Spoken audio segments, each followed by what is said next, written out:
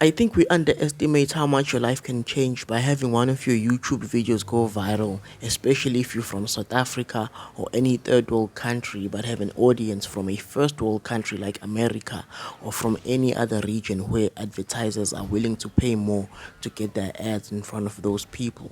We underestimate the amount of money you can make with just one video. Even if you do live in a first world country, a viral video can still make a difference in your life. Maybe not so much to change your life completely as to get you a car or a house, but it's still good money. I don't know how much 10 million views, for example, can get you, and I won't even try and guess, but you can do the calculations yourself because there are a lot of factors which influence that, like the type of video you make and etc. And it's not like that money will be a once off unless the video completely falls off or is taken off the platform. Usually, a video that has a lot of views, it keeps getting more views because people see the video sitting on 1 million views, for example. Then they also click on the video because the 1 million views usually signal to them that the video is a good one and it activates in them the fear of missing out. Sometimes a video will sit on a couple thousand views or sometimes even less for months and then all of a sudden starts blowing up out of nowhere. That's what happened to George Dannett's video. The title of that video is I Bought an Abandoned Tiny House. His video sat on 277 views for over a month and then it just blew up out of nowhere. He posted a reel on Instagram telling us how much he's made from that one video alone. The video made him $64,000 in just its first year. That is $64,000. That's over R1,000,000. Let that sink in. I know he didn't pocket everything due to taxes and all of that, but it's still good money. It's still great money. His video is sitting on 21 million views current day. I think that's what it is. Go check it out. Platforms like YouTube have evened out the playing field. Now anyone can make as much money as anyone. You can make as much money as a doctor or lawyer or whoever. Isn't ayisafani nakudala where you had to go the traditional route of going to school, university, and getting an internship or starting a business that will get like very good sales? No, none of that is necessary nowadays. Even though it still works, but YouTube can still get you the same amount of money as all of those professions, sometimes even more. Nowadays, being a YouTuber seems more appealing, even though I still advocate for getting a higher education, becoming an expert in a certain field. And that is something I will require of my children for them to get a higher education and become experts or professionals in actual real world professions, unless they make a million on YouTube. At that point, I wouldn't be able to tell them shit. I'd even encourage them to go harder with the YouTube.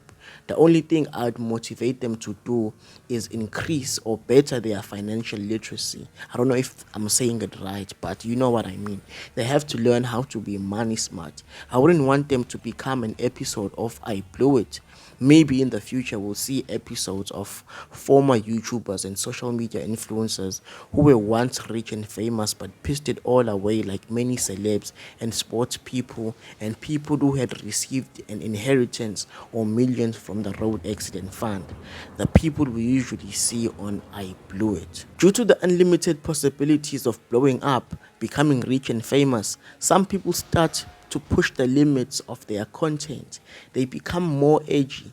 They cross boundaries. They cross so many lines. They embarrass themselves and others a bit more. They get even more polarizing and controversial, all in the name of seeking attention, your attention, which converts to money in their pockets. Some people script content because they run out of ideas of what to actually give to the audience. They stage content that me and you and the normal everyday person will think to be true just to trigger us and make us rage and like fight in the comments or something like that. There's nothing more annoying than watching a video and getting worked up, upset, fighting with people in the comments and being successfully rage baited only to find out that it is all scripted and you just have fallen into the trap. On the other hand, There's videos that are brilliantly simple cash cows, like these 3 to 6 hour videos of just rain and thunder, or sometimes even a black screen. I'm sure you've seen some of those videos. They're usually sitting on a lot of views.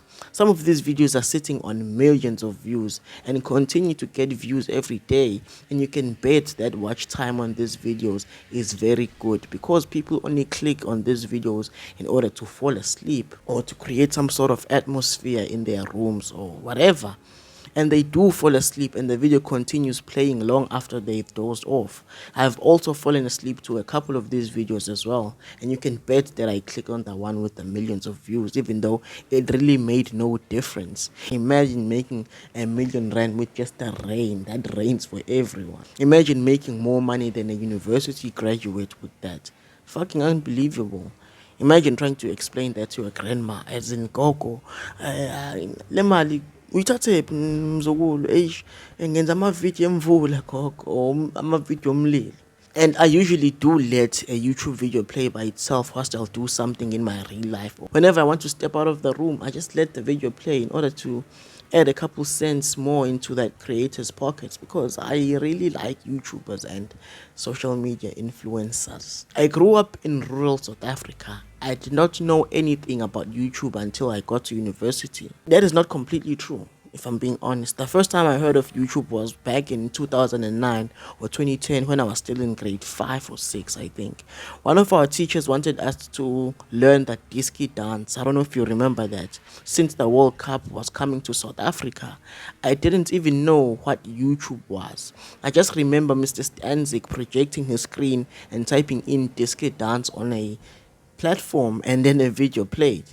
Even after that, I still was not exposed to YouTube as I am now, or the internet as a whole, because I had no phone nor a computer at home. And whenever I'd use one of my friend's phone, it was just to look at Sister Bettina type of videos, if you know what I'm talking about. Even when I got my first phone and learned about the internet, those Sister Bettina type of videos was all I cared about. YouTube was never something I cared about. It did not come pre-installed in my phone like many phones of today. Then I got to university. This was in 2019, I think. The good thing about not knowing something is that you don't know that you don't know it, or what you're missing out on. So I've never felt like I was missing out on anything because I didn't know anything about YouTube. I always assumed that YouTube was something you pay for in order to use. Nalentiama subscriptions, I assumed it was like a monthly payment until I downloaded the app and started using it. This was in 2019. And looking back now, YouTube really influenced a lot of the decisions that I made in my life. I don't really remember the very first video I watched on the app, but I do remember that I was heavily into short films, especially being a film school student myself. I watched a lot of them, but one that stands out that I still like to this day is the one called Room 8. It's still one of my favorite short films. I recommend you go watch it, Room 8. And quickly after that, I started watching fitness content. I had always wanted to join a gym, but I was always scared to look like an amateur, not knowing how to use the machines or do the exercises right. So gym content helped a lot with that. The fact that YouTube played a huge role in me actually having the courage to finally join the gym and change my life is amazing. This is what I think the app was made for. A few fitness content creators I want to shout out are Gabriel Say, Austin Dunham, Jeremy Ethier, I don't know if I'm saying it right, Matt Does Fitness, and the one and only Greg Doucette, who I still follow to today. YouTube taught me how to eat right and lose weight, how to talk to girls, how to self-improve. I was introduced to so much information, so many people that I never would have known. So much niche music that you've probably never heard of, so many bands. YouTube quickly became a part of my everyday life, and I'm forever grateful for the platform. Whenever I need to learn a new skill or fix a problem, YouTube. Wanna learn a recipe, YouTube. Wanna know why you can't stop jerking off, YouTube. I'm really grateful for the platform. I can glaze it all day long, but I'll just stop here. One thing I'd like to achieve maybe with this YouTube channel is to be one of the first few viral content creators from my village. It's hard to believe that you can achieve something that you've never seen anyone close to you achieve.